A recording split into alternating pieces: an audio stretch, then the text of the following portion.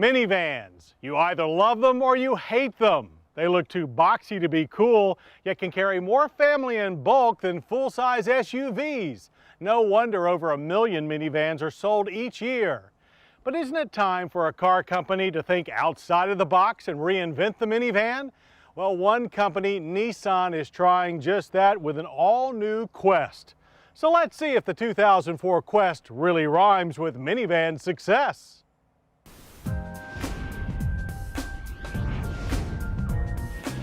The first hint that Nissan might have a radical minivan in the works was at the 2002 Auto Show in Detroit, when they revealed a swoopy, inventive Quest concept. With styling that was oh so French and clever touches like a folding rear liftgate, it looked like a real reinvention of the minivan was coming. Fast forward to the all-new production 2004 Quest, and although the Renault-inspired styling has been toned down, the all-new Quest still screams innovation. And how fitting that this suburban America kitty carrier is the first vehicle produced out of Nissan's brand new assembly plant in Canton, Mississippi. Trim grades for the Quest are 3.5S, 3.5 SL, and 3.5 SE. In a clear effort to dodge the minivan-esque image, Nissan went for a more athletic look with a bold front end and arched beltline. The wheelbase has been expanded to 124 inches, giving the Quest the widest sliding doors and easiest rear seat access in its class. A quick peek inside the cabin and you'll feel like visiting the nearest Au Bon Pain Cafe. A platter-shaped control surface sits low against the dash and houses the shifter, climate, and stereo controls.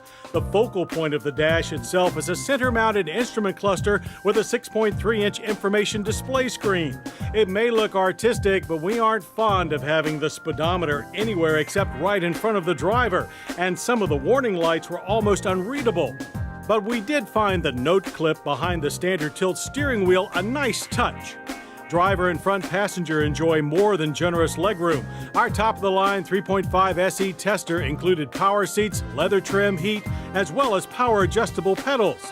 Our SE replaced the otherwise 150-watt standard stereo with an available 250-watt Bose AM/FM 6-disc in-dash CD system with 10 speakers. Power windows and door locks, as well as front and rear air conditioning, are standard on all models. Fulfilling its kid-collecting cargo carting demands, the Quest can handle 5 rear passengers seated in the twin second-row seats and third-row bench. The Skyview roof option, think Maxima roof ×2, drenched the rear cabin in light. The also available dual-screen DVD entertainment system and standard third-row vent windows will appeal to restless rear occupants. Protecting outboard occupants of all 3 rows are standard head curtain airbags. Front seat side impact bags are also available. And the Quest really does outshine most SUVs when it comes to carriage. While the folding hatch didn't make it to production, the cavernous cargo hold did. With the second and third row seats folded flat into the floor, there's nearly 150 cubic feet of space. But don't let its domestic abilities fool you. The Quest is built on the same FFL platform as the Murano and Maxima. The Quest has also been aptly fitted with a 3.5-liter dual overhead cam 24-valve V6 engine. And spitting out 240 horsepower and 242 pound-feet of torque, it's proven it can handle the load. On the track, it launched to 60 in 8.9 seconds, taking the quarter mile in 16.9 seconds at 84 miles per hour. Fine numbers for a van. The SE uses a smooth shifting front drive 5-speed automatic, while other grades make do with 4 speeds. With the 5-speed, EPA fuel economy estimates are a minivan typical 18 city and 25 highway. The Quest 4-wheel vented disc brakes with ABS, brake assist, and electronic brake force distribution average a stopping distance from 60 to 0 of a reasonable 136 feet. Fade was minimal and stability good.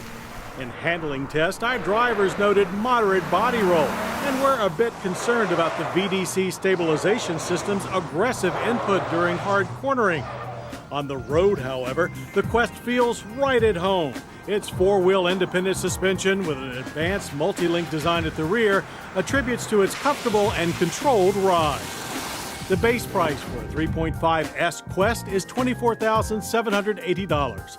Upgrade to the 3.5 SL and shell out $27,630. and $33,530 for the top-level 3.5 SE. All pretty much in line with the best of the Quest rivals.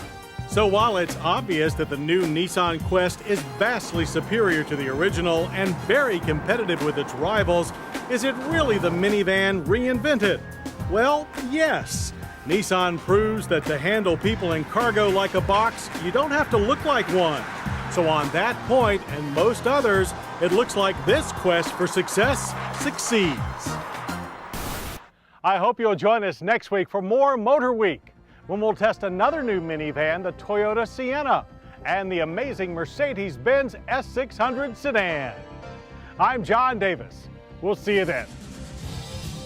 To learn more about Motorweek, television's original automotive magazine, visit PBS online at pbs.org. To order a video cassette of this program, call 1-800-873-6154. Motorweek has been brought to you by Pep Boys, we're car people. We love cars. We live cars. We breathe cars. That's why we're such big Motorweek fans. Of course. After all, they love cars too. Proud to support Motorweek on PBS. Pep Boys, we're car people. And by